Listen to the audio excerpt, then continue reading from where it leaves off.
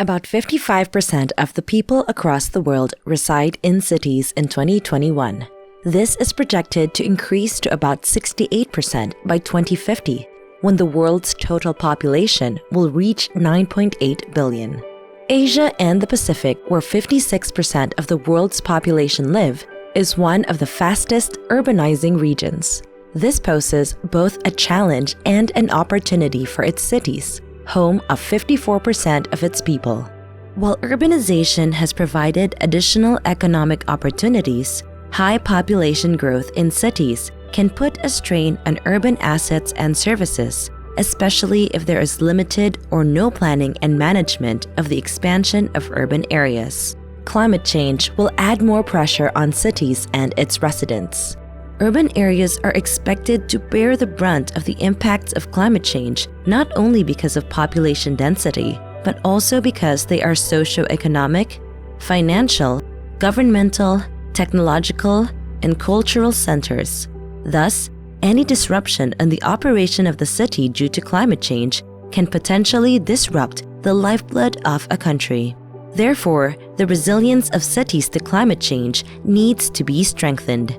The city governments can serve as a bridge to connect communities with the national government's plans and programs, while forging intercity and intracity collaboration for wider development impacts, as climate hazards do not recognize borders.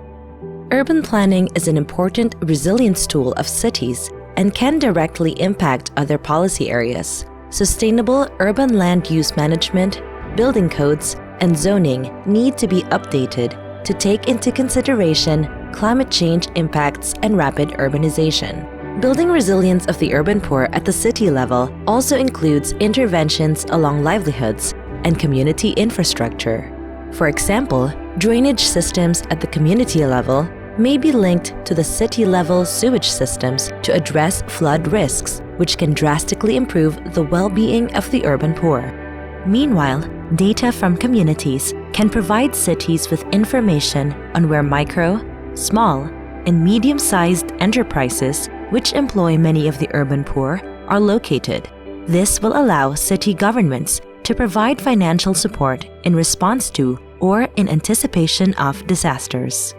City governments, in consultation with local stakeholders, should work together to develop comprehensive solutions to address the vulnerabilities of the urban poor. In planning programs, policies, and services at the city level, existing information should be shared with the communities, such as hazard maps, data repositories, and community-validated data, to help them make informed decisions and determine appropriate solutions in partnership with local stakeholders. Let's look at a case in Solo City in Indonesia. Extensive consultations took place between the local government and informal dwellers occupying public land along the Bengawan River to relocate because the riverbank area is prone to flooding. Many of the residents do not have the resources to buy land on higher ground, but are unwilling to move because they will live far from their jobs.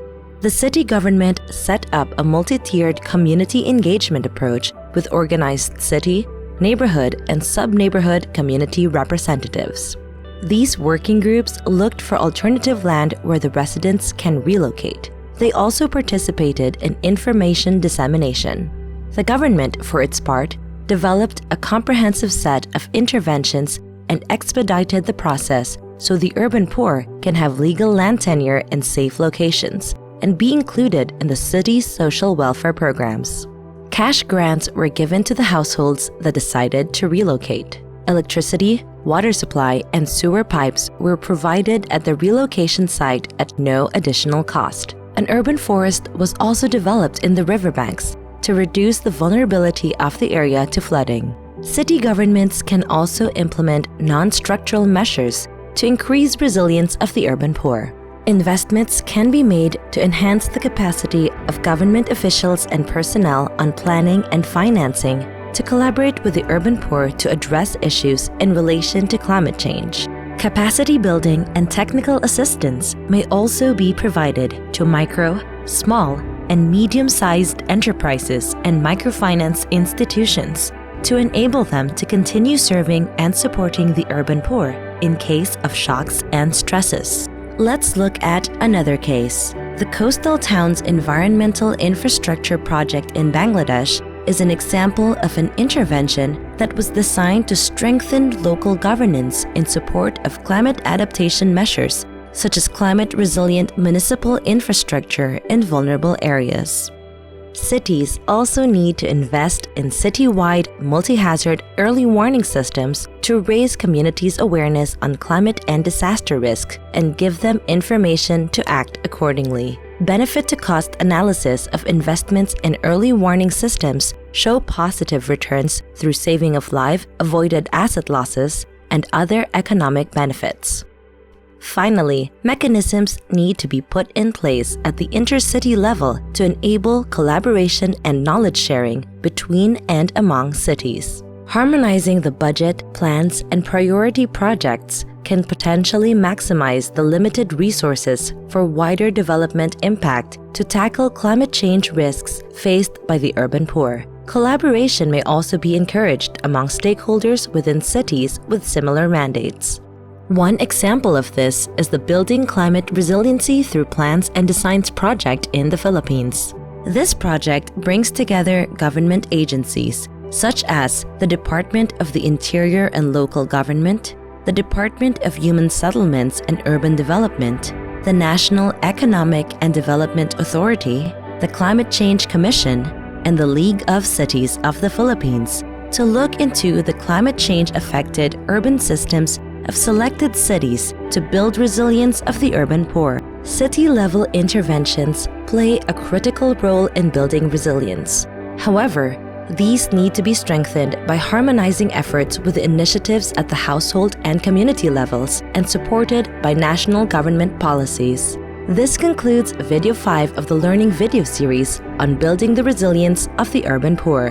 In this video, you learned examples to strengthen structural and non-structural resilience in cities and some areas for collaboration among stakeholders to build climate and disaster resilience at the city level. Video 6 will provide an overview of the enabling factors that can be put in place to build and sustain the resilience of the urban poor.